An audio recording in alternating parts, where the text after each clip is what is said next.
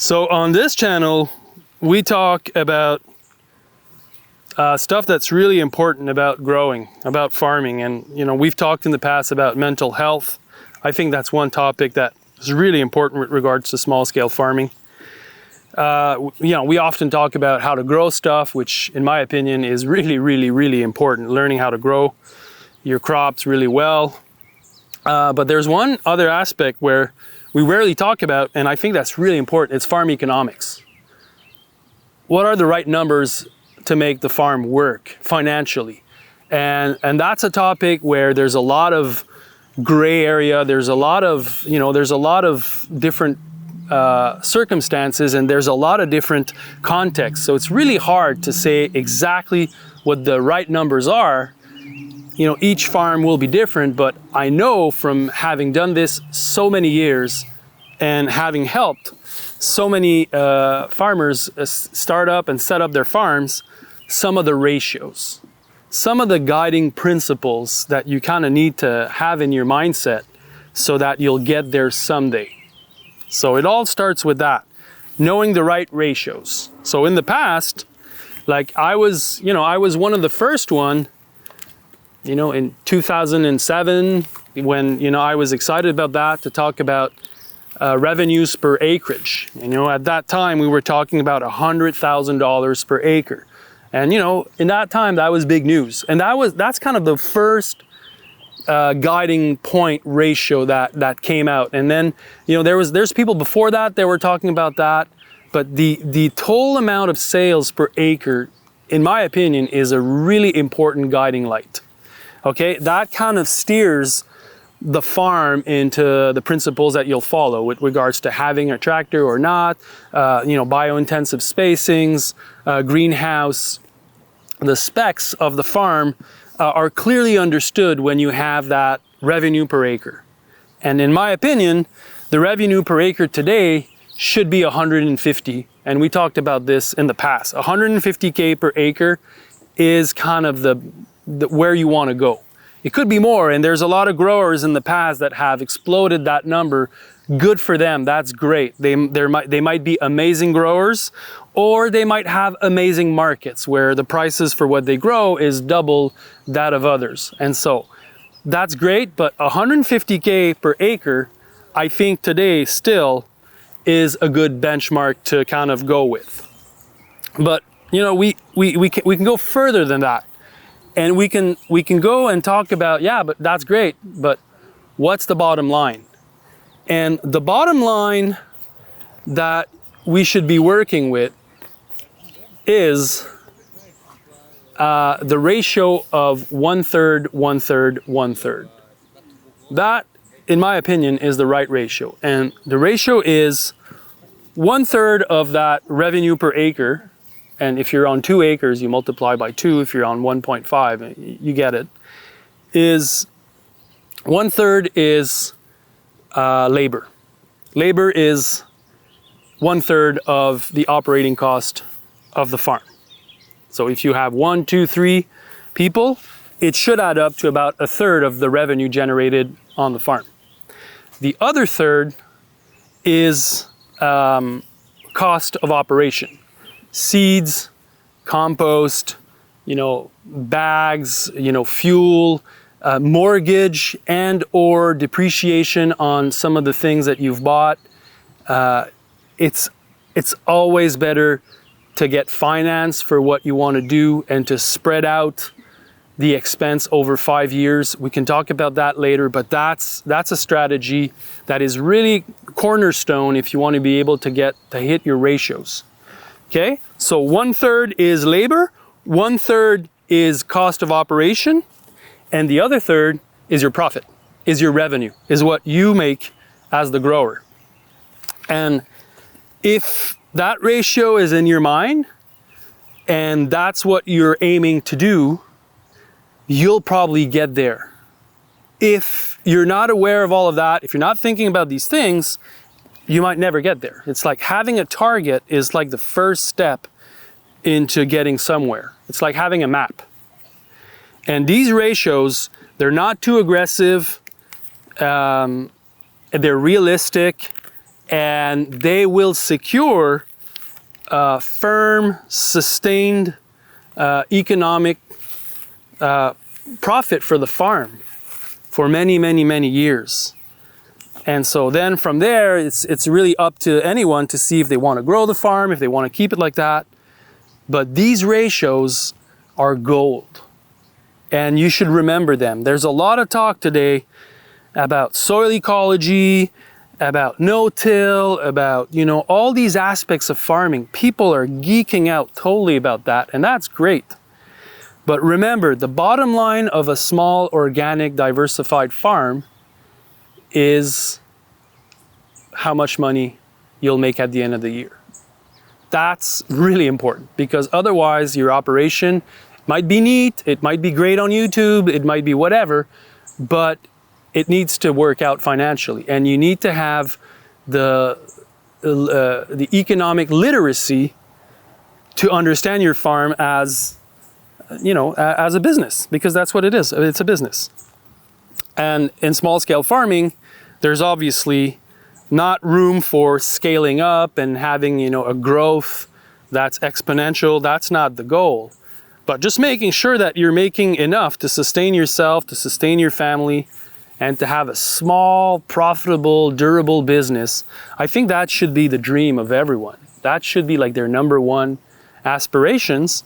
And we should be talking more about numbers. And I don't think it's to go out there and kind of compare your farm with others and then throwing the numbers and saying, yes, I'm better than you. Because again, coming back to context, some people have great markets, some people have not so great markets.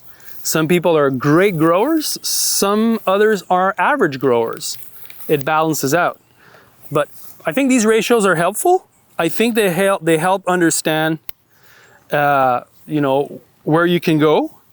Like on our farm, that's where we're at. Like it's about we're on an acre and a half. We're at 300 acres, 300,000 per acres.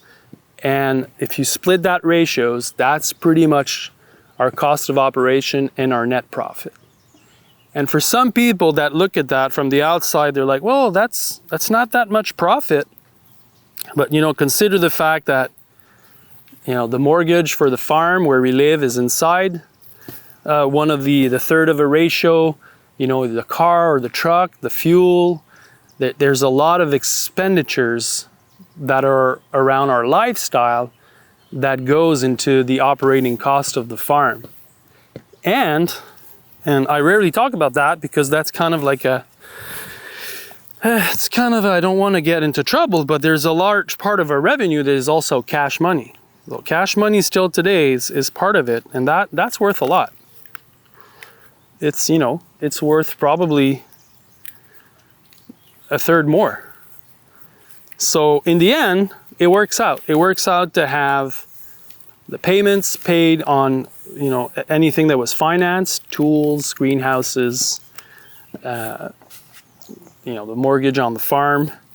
It allows us to pay the employees not that great of a salary, and that's definitely one topic that we could be discussing, you know, because I've heard it so many times. Obviously, the people working on the farm, they're probably paid minimum wage, a bit more, but, you know, we hire them, they come on the farm, they get a super nice training. Every time that they leave the farm, almost everyone that's been to our farm at least, man, they're sad that they're leaving because they had a great time and, you know, they made money because they're not spending any when they're with us.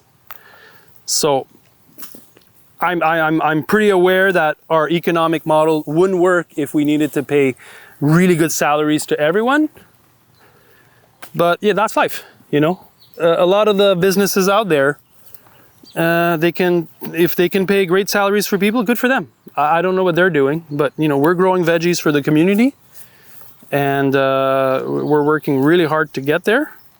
And, you know, our economics don't allow us to pay people $25 an hour. It doesn't work. The numbers don't work. To all the young farmers out there that are hesitant to borrow money to start their farm, that really want to do it all on their own, DIY, I think your heart and your courage is recommendable, but if you work the numbers out, you'll clearly see that it's much better to borrow money for what you need and then pay it back over the next 5 years. Even if you borrow $100,000 and you have a 10% interest rate, which is, you know, really not good, and the payback is over 10 years or 5 years even, it's worth it, because the capital that you'll invest acquiring tools, getting a greenhouse, you know, establishing a nice washing pack area, all of that is going to generate income. It's going to save you time. It's going to make you more productive. And that's the money working for you. And it outcompetes the interest rate. So I believe in borrowing money for the business. And I also believe that you need to set up the farm so that at year 5, you're really making, you're at the end. You know, the farm design should be done so that at year 5, that's the farm. And you start with that plan. Where will that farm be in year 5?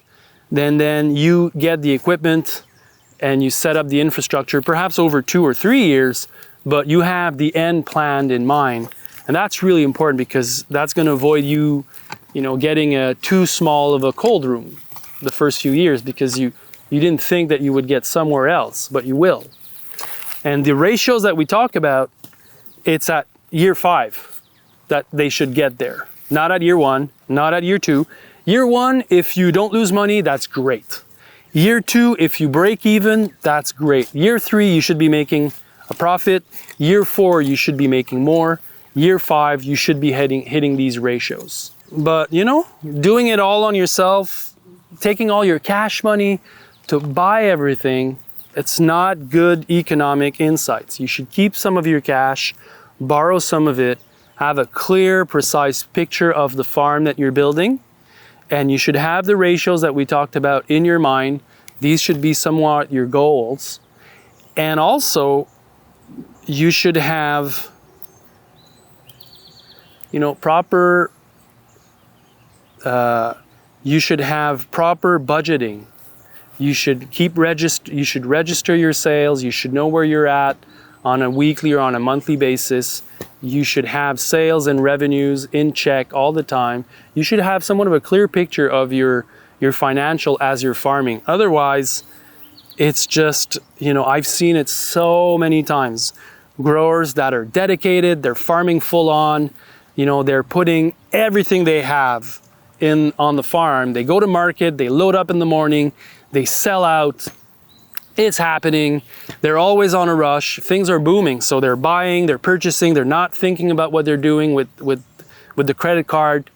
But things are going well until, you know, November, when they look at the bank account, and after the end of the season, there's no money in the bank account. And that doesn't mean that the farm isn't profitable. That means it's not run profitably. It's not, the numbers need to be checked. And you should have some guidelines of expense and revenues, some targets, profits and loss should be kind of in your mind. Not every day, perhaps not every week, but at least every month. You should look at where you're at with your numbers. And if you wanna, you know, if you wanna learn more about that, and I think you should, because again, coming back to my point, it's really exciting to geek out about cultivation tool. It's really exciting to geek out on soil ecology, getting a microscope to check out the microbes in your soil. That's all great, but that's not gonna get you nowhere if you're not doing the math, and if your farm is not run, you know, with certain economic acumen. So there's resources out there. The Farmer's Office is a book that I like, that I would recommend. You can check that out. And you can check this video that we made on farm profitability. That's it for this week. I hope you guys are well. I'm well. Things are growing. I'll see you next time. JM out.